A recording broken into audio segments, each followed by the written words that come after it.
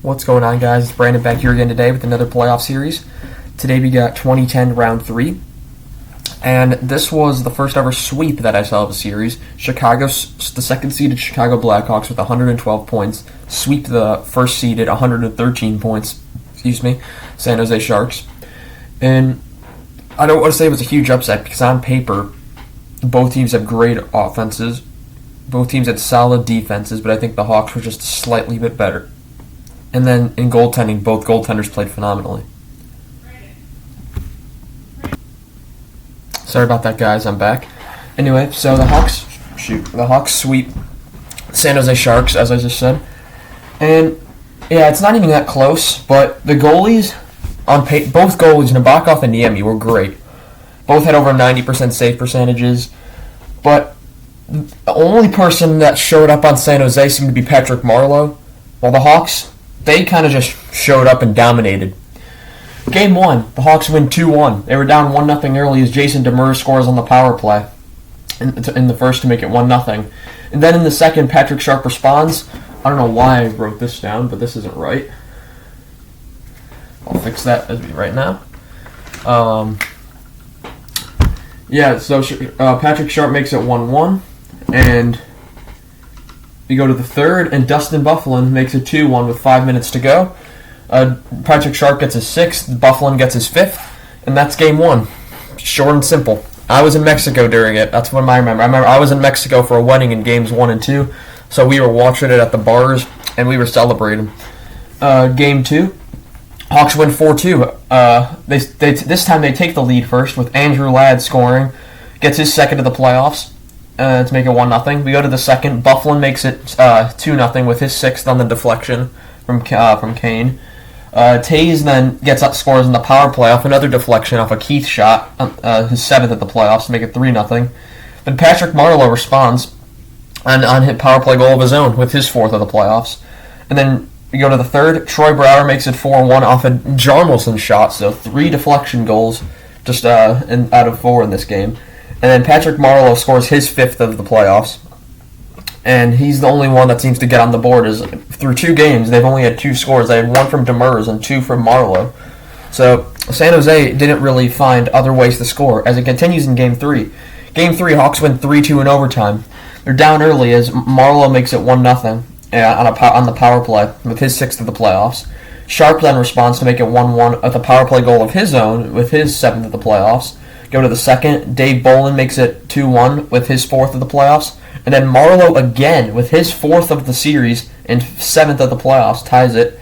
We go to overtime where Dustin Byfuglien is wide open in the slot and one times it right into the back of the net. Nabokov didn't really have a chance. And Hawks win 3-2 and have a 3-0 series lead on the top seed in the West. Bob's Byfuglien's seventh. And while this is going on, you got the top 2 seeds in the West here. You got 1 and 2.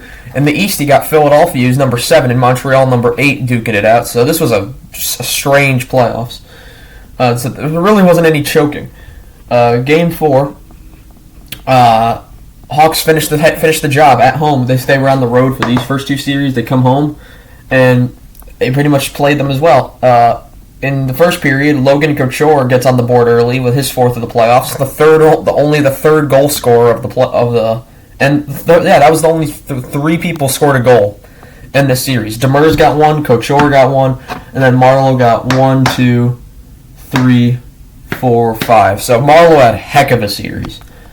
And then speaking of Marleau, he gets his 8th of the playoffs, shorthanded because Duncan Keith ate a puck and lost 7 teeth.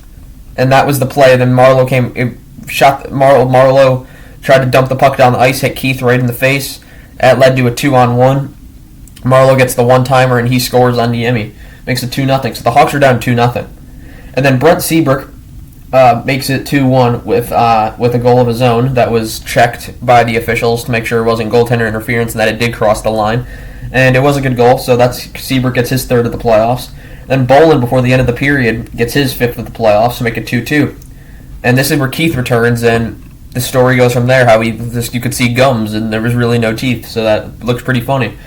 Then Byfuglien gets his 8th of the playoffs on the power play, which would be the game-winning goal as Chris Versteeg gets the empty netter for his 4th of the playoffs. And Hawks win the series 4-0 in a sweep. And the point leaders, Taves gets 1 goal, 5 assists for 6 points. Kane gets 0 goals, 5 assists for 5 points. Bufflin gets 4 goals, 0 assists for 4 points. Keith gets 0 goals, 4 assists for 0 points. Not 0 points, 4 points. Don't know why I wrote that down. Niemi goes 4-0 with a .949 save percentage. Absolutely phenomenal. And then Marleau, there's only 2 people I've thought worth mentioning because only 2 people had more than 2 points on this team. Marleau had 5 goals, 1 assist for 6 points, and then Dan Boyle has 0 goals, 5 assists for 5 points. So those were the only 2 that basically showed up that series. Thornton was too busy fighting Bolin. Heatley was nowhere to be found.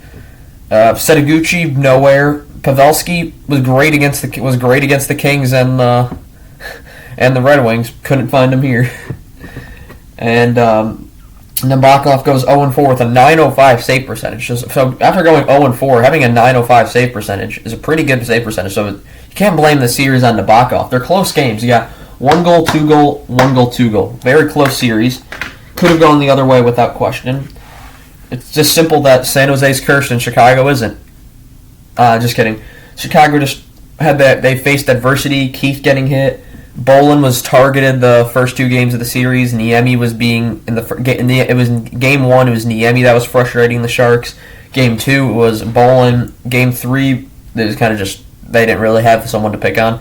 In game 4, Keith got hit in the face with a puck. So tons of adversity in this series. One key moment that I remember from this series was when game 2 when Thornton just snapped on Bolin's hand. They were at the face-off dot. Thornton just slashed him right in on the dot. The play hadn't even started yet. Sent him off for 2 minutes, and Bolin was in just such a great pain. It looked like, and then he would come back a few minutes later. And yeah, this team showed that they can fight that adversity.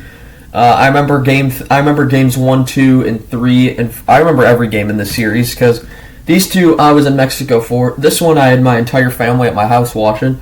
This one me and my dad were watching. We were celebrating. And then we go to the final. Philadelphia beats Montreal in 5, and we'll get to the final next time. That's all I have for you guys today. Tomorrow will be Christmas Eve, so if you all who celebrate Christmas, Merry Christmas, I'll mention there again. And for those who don't, Happy Hanukkah, Happy Kwanzaa, whatever you celebrate. I'm not very... I remember those 2, but that's about it. But so, yeah, anyway... everyone have a good day. So thank you guys for watching, and see you guys next time. Goodbye.